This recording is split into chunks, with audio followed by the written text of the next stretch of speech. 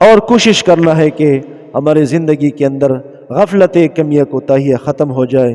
عورتیں اپنے گھر کے کام کاج کے ساتھ وہ محنت کر سکتی ہے۔ ایک مرتبہ ایک دو صحابیات آپس میں گفتگو کر رہی تھی، روٹیاں بنا رہی تھی۔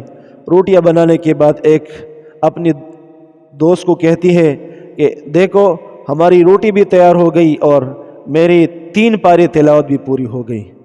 تو کام کاج کے ساتھ بھی عورتیں بہت سارا کام کر سکتی ہے۔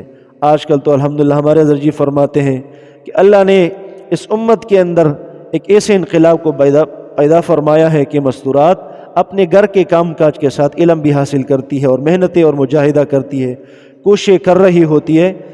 اللہ اکبر کبیرہ۔ ایک چیز ہم جس کے اندر ہم کمی کوتاہی کرتے ہیں کہ ہم خدمت کو بوجھ سمجھتے ہیں۔ ہمارے بڑے فرماتے ہیں کہ عبادت سے جنت ملتی ہے اور خدمت سے خدا ملتا ہے۔ ہم اگر گھر کے اندر خدمت کرتے ہیں تو اس کو اپنا سعادت سمجھیں کہ دیکھو اگر ہم اپنے گھر کے اندر کپڑے دھوتے ہیں تو یہ کپڑے جو بھی پہنیں گے، چاہے وہ مرد ہو چاہے وہ عورتیں ہوں، وہ اگر اس کو پہنیں گے تو جو نماز پڑھیں گے اس کے اندر جو ذکر کریں گے، جو تلاوت کریں گے، اللہ رب العزت اس عبادات کا ثواب آپ کو دے دیں گے۔